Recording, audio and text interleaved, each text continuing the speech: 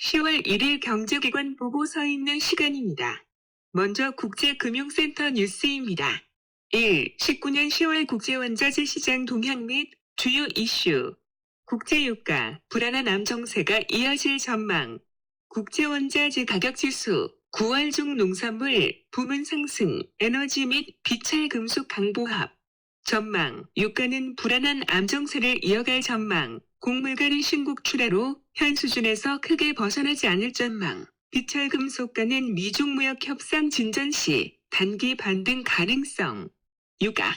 중동 리스크가 강한 상방 압력으로 작용하겠으나 글로벌 경기 둔화 우려가 이를 상쇄함에 따라 유가의 상하 움직임이 모두 제한될 전망. 원유 선물 옵션 비상업 순매수 포지션이 6월 이후 큰 변동이 없어 시장은 방향성 탐색 국면에 진입. 곡물가, 공급 우위와 건속 곡물 가격은 현 수준에서 크게 벗어나지 않을 전망. 미 신곡 출하 등으로 세계 재고는 안정적이며 신흥국 수요도 크게 늘어나고 있지 않는 상황. 다만 가격 수준이 낮아 추가 하락 가능성도 제한적. 비철금속가, 미중 무역 협상의 진전을 전제로 단기 반등세가 이어질 것으로 예상, 협상이 재차 결렬되지 않는 한 주요국의 추가 경기 부양 가능성 등으로 투자 심리가 회복될 전망. 하지만 세계 경기 의뢰로 반등세는 단기에 그칠 가능성. 종합평가, 중동 지정학적 리스크가 상수라는 점에 입각하여 원유 공급 선다 변화를 더욱 적극적으로 속도감 있게 추진할 필요. 2. 오늘의 주요국 동향 및 경제지표. 중국 외교부, 미중 관계의 비동조화는 국제금융시장에 부정적 영향. 외교부는 미중 무역과 금융의 협력은 상호 이익이 된다고 인식을 표명. 하지만 양국의 비동조화는 국제무역과 경제성장에 마이너스 요인이 되고 국제사회 이익에 합치되지 않는다고 강조. S&P는 중국 국가 신용등급을 기존과 같이 유지. 이는 향후 3년간 중국의 성장률이 평균 수준을 상회할 것으로 예상. 하지만 금융 리스크를 억제하는 대응 완화와 신용 증가율 가속화 등이 이루어질 경우 신용등급을 낮출 것이라고 지적. 중국 당국은 미국과의 무역 협상을 앞두고 국영 및 민간의 미국산 대두 200만 톤 구입에 관세 부과 면제를 적용하기로 결정.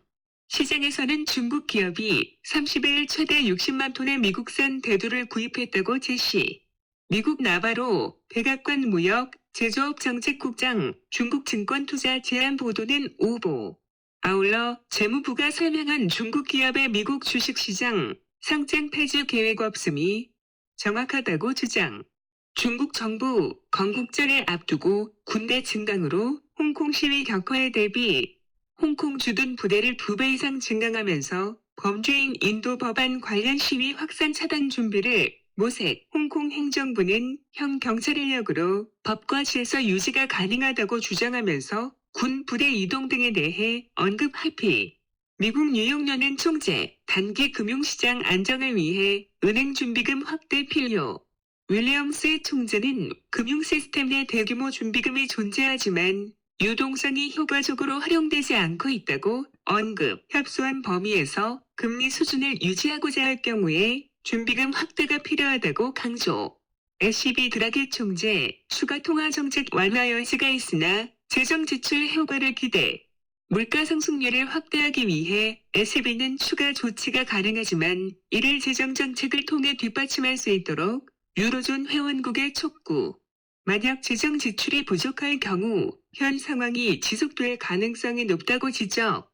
IMF 2, 4분기 전 세계 미국 달러화 외환 보유액 비율은 2013년 이후 최저. 같은 기간 전 세계 외환 보유액에서 미국 달러화의 비율은 61.6%로 전기의 61.9%에 비해 저하. 반면 엔화의 비중은 5.4%로 2001년 1, 4분기 이후 최대.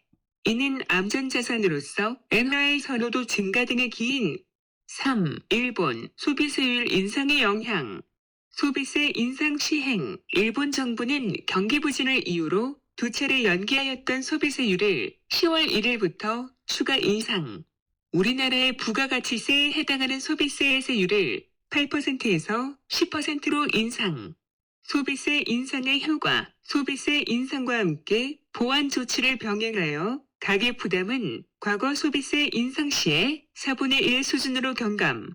일본 경제 영향, 일본 정부의 부작용 대책 등으로 인해 소비세 인상의 영향은 과거에 비해 크지 않으나 국내외 여건이 좋지 않은 상황에서 실시되는 만큼 소비와 투자 심리 위축은 불가피.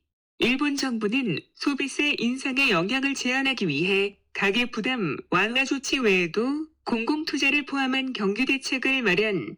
시사점 일본 경제는 소비세 인상이라는 새로운 도전에 직면하였으며 경기가 예상외로 크게 위축될 경우 우리나라의 내일 수출에도 부정적 영향을 미칠 가능성. 다음은 경제정보센터 뉴스입니다. 1. 19년 8월 산업활동 동향 및 평가. 기획재정부는 10월 1일 8월 산업활동 동향 및 평가를 발표하였다. 광공업 생산은 감소 전환되었으나 서비스업 생산이 2개월 연속 증가하면서 전산업 생산도 증가.